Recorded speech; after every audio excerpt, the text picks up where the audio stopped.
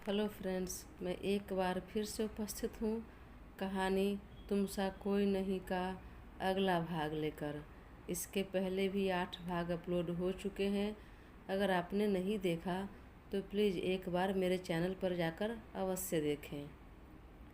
अर्नब के कहने पर तुरंत उस लड़की को सिटी हॉस्पिटल में एडमिट किया गया और डॉक्टर की टीम उसे लेकर तुरंत ऑपरेशन थिएटर के अंदर गए। अंदर वह लड़की ज़िंदगी और मौत के बीच जूझ रही थी और बाहर अर्नब एज अ गार्जियन सारी फॉर्मेलिटी पूरी कर बेसब्री से डॉक्टर के बाहर निकलने का इंतज़ार कर रहा था। भीमा के कहने पर उसका मन बदला और वह हॉस्पिटल आया तो बस एक फॉर्मेलिटी पूरा करने के लिए था, ताकि मन में कोई गिल्टी ना रहे कि उसने कोई कोशिश नहीं की उस लड़की की जान बचाने के लिए। बस इसलिए, नहीं तो वह लड़की मरे या जिंदा रहे उसे कोई फ़र्क नहीं पड़ता। पर इस सब के बावजूद भी न जाने क्यों चेहरे पर एक परेशानी की लकीरें उभर आई थी और बार बार ऑपरेशन थिएटर की तरफ उठ रही नज़रें और उसकी चहलकदमी बता रही थी कि मन में कहीं न कहीं उसे बेचैनी बहुत हो रही है, बस दिखा नहीं रहा था। भाई, टेंशन क्यों ले रहे हैं? ठीक हो जाएगी, कुछ नहीं होगा उसे, भीमा ने पीछे से आकर कहा। तो उसने एक पल के लिए उसे घूर कर देखा और हाँ में सिर हिला दिया। कुछ घंटे के ऑपरेशन के बाद ऑपरेशन थिएटर से सफ़ेद लिबास में डॉक्टर हाथ से ग्लव्स और मास्क उतारते हुए बाहर निकला और पूछा, इस पेशेंट के गार्जियन कौन है? साथ में कौन आया था? मैं आया था सर, भीमा ने आगे आकर कहा। तब पीछे से अर्नब ने कहा, मैं उसका गार्जियन हूँ। अब कैसी है वो? ना चाहते हुए भी उसके मुंह से अचानक निकल गया। डॉक्टर ने उसे ऊपर से नीचे तक घूर कर देखा और कहा, मेरे केबिन में आइए। अर्नब डॉक्टर के पीछे उसके केबिन में गया। डॉक्टर अपने चेयर पर बैठा। तभी अर्नब ने पूछा, डॉक्टर, आप मुझे इस तरह क्यों देख रहे थे, जैसे पहचानते नहीं हैं? पहले काम की बातें। उस लड़की को काफ़ी गहरी चोटें आई हैं, इंटरनल चोटें भी आई हैं। ऊंचाई से गिरने की वजह से पत्थर के टुकड़े चुभे हुए थे। ऑपरेशन सक्सेसफुल रहा, पर घाव भरने में थोड़ा समय लगेगा। ओके डॉक्टर, लेकिन लेकिन क्या डॉक्टर? एक बुरी खबर है। क्या? क्षण भर में अर्नब के मन में अनेकों बुरे ख्याल आ गए। क्या हुआ सर? क्या बुरी खबर है? उसके साथ किसी तरह का असॉल्ट हुआ है? अर्नब जल्दी जल्दी पूछ रहा था। 1 मिनट, मुझे अपनी बातें पूरी करने दीजिए। ओह सॉरी डॉक्टर, बुरी खबर ये है कि उन्होंने अपनी दोनों आंखें खो दी है। सुनकर अर्नब हक्का बक्का रह गया, कदम लड़खड़ा गए। क्या क्या क्या कहा आपने डॉक्टर? डॉक्टर चेयर छोड़कर खड़ा हुआ और अब टेबल पर झुककर हाथ मारते हुए कहा, उस पेशेंट ने अपनी दोनों आंखें को खो दी है और यह सिर्फ हुआ है आपकी वजह से। एक्सक्यूज़ मी डॉक्टर, यह आप कैसे कह सकते हैं कि मेरी वजह से उसकी यह हालत हुई है?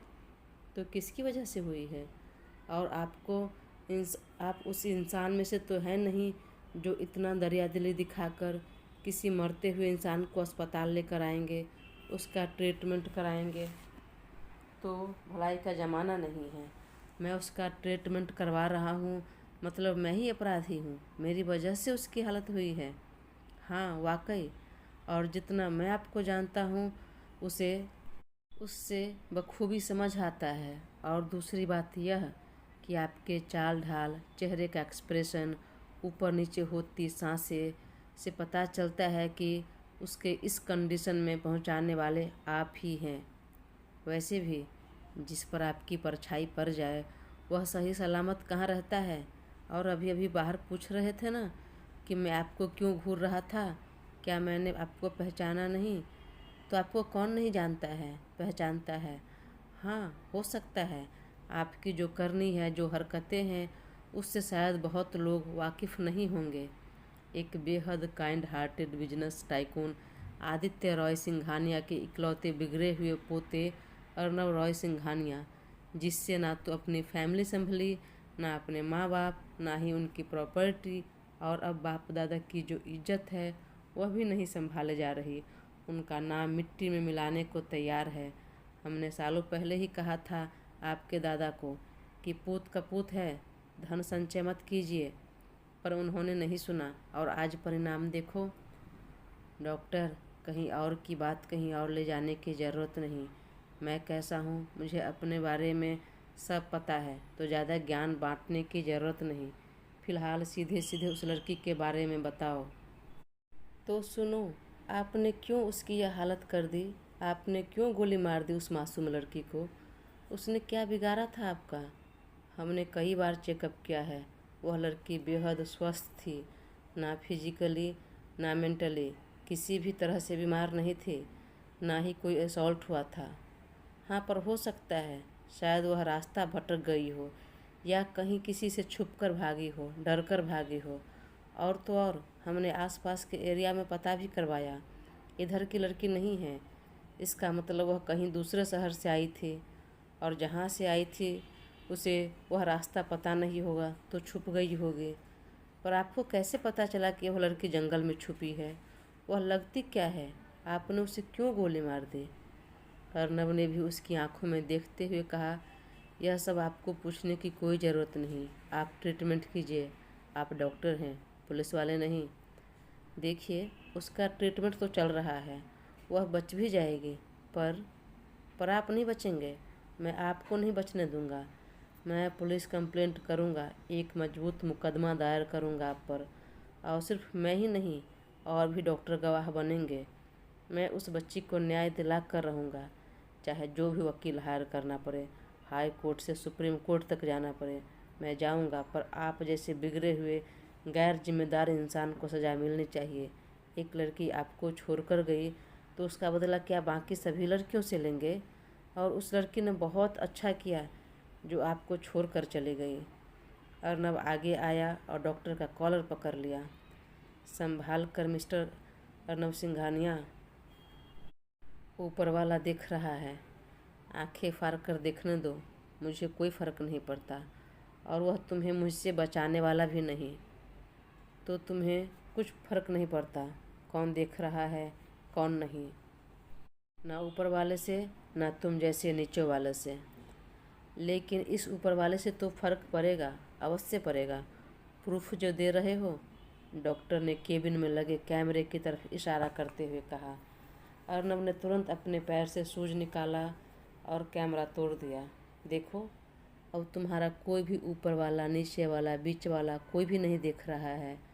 और फिर उसके बेहद करीब जाकर कहा, जबान संभाल कर बात करना डॉक्टर, कहीं और का गुस्सा यहाँ दिखाने की ज़रूरत नहीं। और रही बात इस लड़की की, तो उससे मुझे कोई दुश्मनी नहीं है। उससे क्या, किसी भी लड़की से या किसी भी इंसान से मेरी कोई दुश्मनी नहीं है। लेकिन हाँ, जिसने मुझे धोखा दिया उसे तो बहुत ज़्यादा दुश्मनी है। जब तक मैं उसका बुरा हश्र न कर दूं, चुप नहीं बैठूंगा। और मैंने जानबूझकर उस लड़की पर गोली नहीं चलाई, धोखे से लग गई। और तुम जो मुझसे बात कर रहे हो ना, हाई कोर्ट सुप्रीम कोर्ट, अभी इसी को केबिन में तेरा काम तमाम कर दूंगा। फिर किस कोर्ट में जाओगे? डॉक्टर का गला सूखने लगा। अरे अरे, टेंशन क्यों ले रहे हो? फिलहाल तुम्हें कुछ नहीं करूँगा, क्योंकि तुम्हारा जिंदा रहना बहुत ज़रूरी है। और हाँ, यह बात पुलिस तक तो क्या, इस केबिन के बाहर तक नहीं जानी चाहिए। और उस लड़की का अच्छे से ट्रीटमेंट भी होना चाहिए, डॉक्टर खन्ना। और टेंशन मत लेना, जो भी तुम्हारा चार्ज होगा सबका डबल पेमेंट करूँगा। पर उसकी जान बचनी चाहिए, उसे कुछ नहीं होना चाहिए, कुछ भी नहीं। रही बात उसकी आँखों की, तो आज से नहीं बल्कि अभी से डोनर ढूंढना शुरू कर दो, तुम भी और मैं भी। बोलकर वह केबिन से बाहर निकलने लगा, लेकिन एक बार फिर मुड़ा और कहा, मैं आदित्य रॉय सिंघानिया का पोता अनुभव सिंघानिया हूँ। कितना भी बिगड़ क्यों न जाऊँ, लेकिन गैर जिम्मेदार नहीं हूँ। अपनी प्रॉपर्टी, फैमिली के मान मर्यादा सब के साथ इस लड़की को भी संभाल लूँगा। गुस्से में अर्नब को जो जी में आया वह सब बोल दिया। लेकिन डॉक्टर ने आखिरी लाइन सुनकर मन को अंदर तक झकझोर दिया और कहा, लेकिन मेरी बेटी को तो संभाल नहीं पाए तुम। डॉक्टर का यह कहना मानो अर्नब के दुखती रग पर हाथ रखना था। वह झट से मुड़ कर देखा और उसकी आंखों में खून उतर चुका था। गुस्से में मुठ्ठियां भींचने के साथ गर्दन की सारी नसें उभर आई थी, पर खुद पर संयम रखते हुए कहा, डॉक्टर, मैंने जो कहा उस पर अमल करो और अभी से ही कोई डोनर ढूंढना शुरू कर दो। और वह झटके में केबिन से बाहर निकल गया। डॉक्टर अपना कॉलर ठीक करते हुए कहा, सन की साला, सच में खानदान में एक कुपुत्र पैदा हो जाए तो वंश का समूल नाश होना तय है। आज तक सब कहते आए हैं कि बेटी अलच्छी पैदा होती है, उसकी वजह से भवंश नहीं होता है, लेकिन नहीं, यह गलत है। बेटे भी अलच्छ पैदा होता है, उसके पैर भी अशुभ होते हैं, वह भी भवंश नहीं होने देता है। और उसका जीता जागता उदाहरण है यह अर्नब सिंघानिया, जो पैदा होने के कुछ सालों में माँ बाप को खा गया। मेरी बेटी इसके जीवन में आई तो वह भी अपने जीवन से हाथ धो बैठी। दादा का इतना बना बनाया प्रॉपर्टी था, उसमें से भी कितना गंवा दिया, और अब उसकी वजह से यह लड़की भी अपनी जान से हाथ धोते धोते बच गई। मनहूस इंसान है यह, इसकी परछाई भी किसी पर नहीं पड़नी चाहिए। और यह घर नहीं, जंगल में रहना डिजर्व करता है। इधर अर्नब केबिन से बाहर निकला तो उसका चेहरा देखकर भीमा भागकर एक गिलास पानी लेकर उसकी तरफ बढ़ाते हुए कहा, क्या हुआ उस लड़की को? ठीक तो है ना? मेरा मतलब खतरे से बाहर तो है ना? क्या कहा डॉक्टर ने? और आपको अकेले में क्यों बुलाया था? बताता हूँ। उसे बहुत चोटें आई हैं, ऑपरेशन तो सक्सेसफुल रहा, परंतु एक बुरी खबर है। क्या? उस लड़की ने अपनी दोनों आंखें खो दी है। क्या? यह क्या कह रहे हो भाई? और क्या होगा उस लड़की का? बिना आँखों के कैसे जिएगी, कैसे रहेगी? और कुछ पता चला उसके आगे पीछे कोई है? कहाँ की रहने वाली है? कहाँ से आई है? नहीं, फिलहाल कुछ पता नहीं चला और किसी ने कोई खोज खबर नहीं दी है। शायद घर से भागी थी और गलत रास्ता पकड़ लिया था, ऐसा डॉक्टर अनुमान लगा रहे हैं। पर सच्चाई क्या है वह लड़की होश में आएगी तभी पता चलेगा। फिलहाल तो वह होश में नहीं है। लेकिन भाई, बिना आँखों के वह लड़की अपना जीवन कैसे जिएगी? कितना मुश्किल हो जाएगा। इतना घबराने की और चिंता करने की ज़रूरत नहीं। ऑपरेशन से आँख लग सकती है। मैं डोनर ढूंढना शुरू कर दिया है। जल्द से जल्द कोई डोनर मिल जाएगा। अगर नहीं मिलेगा तो, और उससे पहले ही लड़की को होश आ गई या उसके परिवार में से कोई आया ढूंढते हुए, या वही लड़की पूछेगी, तो फिर क्या होगा? क्या जवाब देगा डॉक्टर? तब का तब देखेंगे। तुम्हें अभी इतनी चिंता करने की ज़रूरत नहीं। इतना कहकर अर्नब चुप हो गया तो आगे भीमा ने भी कुछ सवाल नहीं पूछा। फिर कहा, दादू को बताएंगे? फिलहाल ज़रूरी नहीं उनको बताना, वैसे उनकी तबीयत ठीक नहीं रहती। और तुम जाओ, दादू का ध्यान रखना और गोवा में जो कंस्ट्रक्शन का काम है उसका अपडेट देते रहना। मैं यहीं रुक रहा हूँ और मेरा फ़ोन बंद रहेगा और सीधे रात को मैं ऑन करूँगा। मुझे थोड़ी देर शांति चाहिए, सुकून चाहिए। ठीक है ब्रो, लेकिन तब तक आप कहाँ रुकेंगे? घर जाएंगे? नहीं, मैं देखता हूँ, तुम अपने काम पर जाओ। अर्नब एक बार फिर डॉक्टर के पास केबिन में जाने लगा, लेकिन रिसेप्शनिस्ट ने उन्हें रोक दिया कि सर अपनी ड्यूटी पर हैं और बिना अपॉइंटमेंट के आप नहीं मिल सकते। ओके, देखिए यह मेरा कॉन्टैक्ट नंबर है। उस लड़की को होश आ जाए तो मुझे बता दीजिएगा या कॉल कर दीजिएगा। और हाँ, अगर कोई भी ज़रूरत हो तो मुझे तुरंत इन्फॉर्म कर दीजिएगा। फ़िलहाल मैं जा रहा हूँ। जी सर। अगर डॉक्टर का कोई पर्सनल नंबर है तो मुझे दे दीजिए। अगर मुझे ज़रूरत होगी उनसे बात करूँगा। सर, यह हॉस्पिटल का नंबर तो आपके पास है ना? हम उनका पर्सनल नंबर नहीं दे सकते हैं। आप जानती हैं मैं कौन हूँ? तभी बगल में बैठे एक आदमी ने उसके कान में धीरे से कुछ कहा और उस रिसेप्शनिस्ट ने उसे ऊपर से नीचे तक गौर से देखा। फिर तुरंत सॉरी बोलते हुए उसे डॉक्टर का पर्सनल नंबर दे दिया और वह तुरंत हॉस्पिटल से निकलकर वहीं से कुछ दूरी पर बने अपने होटल रॉयल पैलेस के एक कमरे में चला गया। वहाँ आया तो था कि वह सबसे दूर हटकर थोड़ा सुकून और चैन की सांस लेने, लेकिन यहाँ यह उसके जीवन में कहाँ था। उसे यहाँ अकेले में बेचैनी और ज़्यादा छा गई। बहुत सारी बातों को दिमाग से निकालना चाह रहा था, पर यह बातें दिमाग से निकल नहीं पा रही थी और ज़्यादा हावी हो रही थी। सारी बातें याद आ रही थी कि तुम कुछ नहीं संभाल सकता, तुम्हारे साथ किसी का भला नहीं हो सकता। पहले अपने माँ बाप को खा गए, फिर मेरी बेटी को, अपने दादा की प्रॉपर्टी, उसके साथ उनकी इज्जत मान प्रतिष्ठा सब पर लगे हो, और अब इस लड़की की। लोग गलत कहते हैं कि लड़की ही सिर्फ मनहूस होती है, अलच्छी होती है, भवंस नहीं होता है। ऐसे बेटे भी पैदा हो तो समूल नाश कर देते हैं। डॉक्टर की कही एक एक बातें उसके सिर के पर हथौड़े की भांति चोट कर रही थी और वो बेचैनी से कमरे में घूम रहा था। काफ़ी कोशिश करने के बाद भी जब चैन नहीं मिला तो फिर अपना आखिरी सहारा ड्रिंक ही नज़र आने लगा। वेटर को कॉल कर ड्रिंक मंगा लिया और उसे भी नहीं पता वह कितना पिया होगा। अगली सुबह खिड़की से आ रही धूप की रोशनी जब आंखों पर पड़ी तब उसकी नींद खुली और वह आंख मलते हुए उठा। सर बहुत दर्द हो रहा था। कुछ देर के लिए समझ नहीं पाया कहाँ है और क्यों आया है। वह दिमाग पर जोर डाला और सारी बातें याद आ गई तो झटके में उठ खड़ा हुआ और बाहर देखा। यह धूप की चमक देखकर तो लग रहा है काफ़ी देर हो गई है, और तो और मेरा मोबाइल भी ऑफ है। भीमा के साथ दादाजी और हो सकता है डॉक्टर भी का भी कॉल आया होगा। मन ही मन बोलते हुए उसने तुरंत फ़ोन ऑन किया तो मैसेज और मिस्ड कॉल की बाहर सी आ गई थी।